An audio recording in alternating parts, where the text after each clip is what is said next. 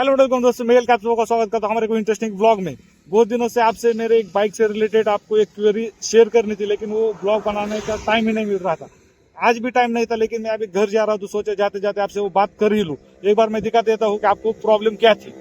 सो जैसे कि आप सबको मालूम होगा कि मैंने अपने बाइक का ये जो मीटर कंसोल है उसको चेंज किया था। उसका रीज़न था कि अपने बाइक का जो फ्यूल का इन्फॉर्मेशन है वो गलत दिखाता है। अभी यहाँ पर आप देख सकते हैं मेरा ट्रिप 2 पर मैंने सेट किया है। अगर मैं उसका माइलेज दिखाऊँ तो यहाँ पर सिर्फ 18 का माइलेज दिखा रहा है, शायद आपको दिख रहा है आप। हाँ, तो 18 का माइलेज दिखा रहा है, लेकिन मेरी बाइक उससे ज़्यादा माइलेज देते हैं। जैसे कि मैंने आपको वीडियो बनाकर बताया था कि 40+ अपनी बाइक माइलेज देती है, लेकिन यहाँ पर देखेंगे तो 18 ही दिखाता है। और उसके साथ ही साथ अगर डिस्टेंस टू एमटी की भी बात करूँ तो यहाँ पर भी आप देख सकते हैं अभी इसमें लगभग 700-800 रुपये का पेट्रोल है, और यहाँ पर दिख रहा है सिर्फ 130 किलोमीटर जाएंगे अपनी बाइक। तो ये गलत इन्फॉर्मेशन देता है। तो इस प्रॉब्लम को सॉल्व करने के लिए मैंने अपने मीटर कंसोल को चेंज किया था, लेकिन तभी भी वो प्रॉब्लम सॉल्व नहीं हुई, बल्कि वो प्रॉब्लम बढ़ गई थी। अभी वो प्रॉब्लम क्या थी, कैसे सॉल्व नहीं हुई, सारी बातें करेंगे मोटो ब्लॉक पर। अभी अपना मोटो ब्लॉक सेटअप रेडी हो चुका है, सीधा मिलते हैं अभी मोटो ब्लॉक पर। सो गाइस निकलते हैं अभी यहाँ से।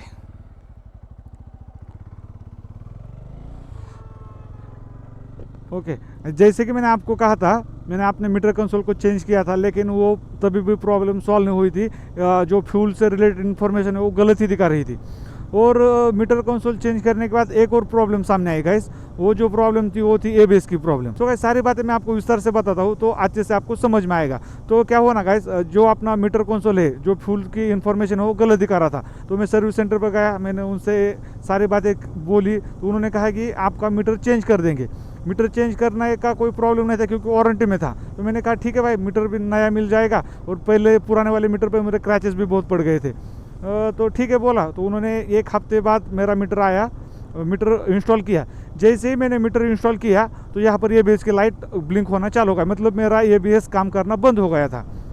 तो अभी उनको भी कोई प्रॉब्लम समझ नहीं आ रही थी कि ऐसा क्यों हो रहा था। जस्ट मैंने मीटर बदला और एबीएस की प्रॉब्लम चालू हो गई। तो अभी उनको लगा मेरे एबीएस की जो वायर होती है वो खराब होगी, तो उन्होंने मेरे एबीएस की वायर चेंज कर दी अंडर वारंटी। गाइस मेरा 1 रुपया भी नहीं गया, मैं आपको सबसे पहले वो बता दूँ। सब जो भी कुछ हुआ वो सारे अंडर वारंटी हो गया।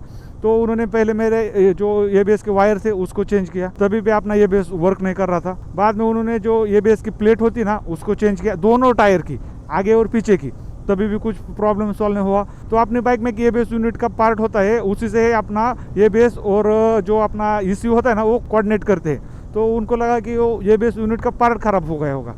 तो एबीएस यूनिट की पार्ट की प्राइस मैं आपको बता दूंगा, तो सबसे कॉस्टली पार्ट होता है अपने बाइक का। ऑलमोस्ट उसकी प्राइस ना 10,000 से 11,000 के बीच में ऐसी कुछ तो थी। तो उन्होंने कहा कि आपकी बाइक अंडर वारंटी है तो आपको फ्री में मिल जाएगा। तो ठीक है, मैंने सोचा भाई कोई दिक्कत नहीं। मैंने वैसे ही लगभग 15 दिन गाड़ी चलाई, क्योंकि वो 15 दिन उसको आने में लगे थे। बाद में एबीएस यूनिट आया। एबीएस यूनिट आने के बाद भी अपने बाइक की प्रॉब्लम सॉल्व नहीं हुई गाइस, तभी भी एबीएस की लाइट दिखा ही रही थी।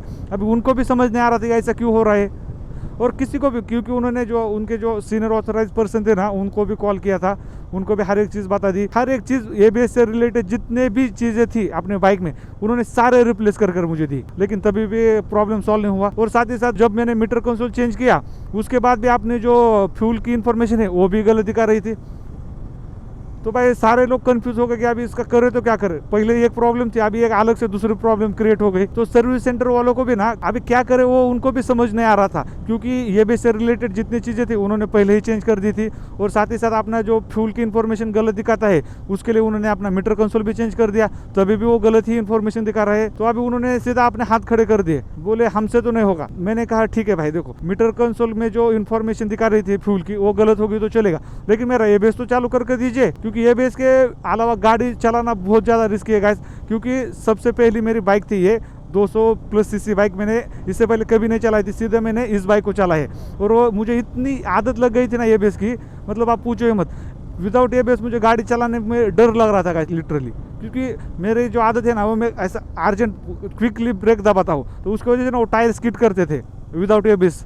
लेकिन एबीएस होने की वजह से वो स्किड से बच जाता है, तो गिरने के चांसेस बहुत ज़्यादा कम हो जाते हैं। तो अभी करे तो क्या करे। उन्होंने कहा देखो भाई एबीएस से रिलेटेड जितनी चीज़ें थी मैंने तो सारे चेंज कर आपको दिए, तभी भी नहीं दिखा रहा है। तो वहाँ पर जो एक बंदा था ना बाइक सर्विस करता है, तो उसको कुछ ऐसा ही कुछ सोचा, तो उसने क्या किया, मुझे बताए बिगर, मतलब मुझे बताए बिना उसने ना मेरा जो पुराना मीटर कंसोल था ना उसको यहाँ पर इंस्टॉल किया। और उसने अपनी बाइक को एक बार अपडेट कर दिया। मतलब कुछ होता है ना, वो करते कुछ तो अपडेट का प्रोसेस होता है। मीटर पुराना वाला लगाया और अपडेट किया और वो ABS की लाइट बंद हो गई, मतलब ABS अपना चालू हो गया। अभी यार सब लोग एक दूसरे का मुंह देख रहे थे, ऐसा कैसे हो सकता है। मतलब जो प्रॉब्लम थी मेरी ABS सी, वो ना ABS प्लेट में थी, ना ABS वायर में थी, ना ABS यूनिट में थी। जो प्रॉब्लम थी वो मीटर कंसोल में थी। मतलब मीटर कंसोल चेंज करने की वजह से ही मेरा ABS काम करना बंद हो गया था। सो यही बात थी गाइस, सर्विस सेंटर वाले भी एक दूसरे का मुंह देख रहे थे कि भाई ऐसा कैसे हो सकता है। मतलब मीटर का और ABS का क्या रिलेशन है अभी मुझे तो पर्सनली मालूम नहीं, मैं क्या इतना ज़्यादा टेक्निकली नहीं हूँ। लेकिन जैसे ही उसने मेरा पुराना मीटर लगाया तो अपना ऑटोमेटिकली ABS चालू हो गया। तो गाइस मैं आपसे यही कहना चाहता हूँ, अगर आपने कोई अपने बाइक में नया पार्ट डलवा दिया है या कुछ इंस्टॉल किया है, उसके बाद अगर आपकी बाइक का जो पुराना सेंसर के रिलेटेड कौन सी भी चीज़ होगी, आज जैसे कि मेरे केस में ABS का प्रॉब्लम आ रहा था, आपके केस में और कोई भी प्रॉब्लम आ सकता है। अगर उस चीज़ को इंस्टॉल करने की वजह से वो प्रॉब्लम आ रही ना, तो सीधा उस चीज़ को अपने बाइक में इंस्टॉल करना टाल दीजिए, या जो पुराना वाला था उसको ही रहने दीजिए। ऐसा तो मेरा मानना है गाइस। सो लिटरली गाइस मैं इतना ज़्यादा परेशान हो गया था ना भाई, मुझे कुछ भी कर मेरे बाइक में ABS चालू होना चाहिए था। मैंने उससे कहा था भाई मेरे तरफ से कुछ पैसा लगे तो वो भी ले लो तुम, अगर अंडर वारंटी में आपको कुछ करने में तकलीफ हो रही होगी तो आप मेरे जेब से मैं आपको पैसा दूंगा, लेकिन मेरे बाइक का ABS मुझे चालू कर दीजिए। इतनी बात मुझे मतलब ये चाहिए था। एक मिनट का ट्रैक्टर। सो यही बात थी गाइस, फाइनली अपना प्रॉब्लम सॉल्व हो गया है ABS का, लेकिन अपना पुराना मीटर वापस आ गया है। जो नया मीटर था उसको मैंने यार अच्छे से स्क्रीन गार्ड वगैरह लगा दिया था। अभी क्या कर सकते, वो पुराना नया वाला गया, अभी पुराना वाला वापस आ गया। लेकिन ठीक है, ओल्ड इज गोल्ड के थे, ऐसी कुछ तो बात होगी मेरे साथ। और गाइस साथ ही साथ आपको अगले ब्लॉग में जो मैंने अपने लिए नया इंटरकॉम खरीदा था, ब्लूटूथ इंटरकॉम गाइस, तो उसका भी मैं आपको रिव्यू देने वाला हूँ नेक्स्ट ब्लॉग में। अब मैंने उसके हर एक चीज़ जान ली है, उसके लिए कौन से फंक्शन कैसे वर्क करता है, वो हर एक चीज़ मुझे अभी पता चल चुकी है। तो मैं आपको अच्छे से समझा सकता हूँ कि आपको ये ईडल 9C या C9 जो ब्लूटूथ इंटरकॉम है उसको खरीदना चाहिए या नहीं खरीदना चाहिए।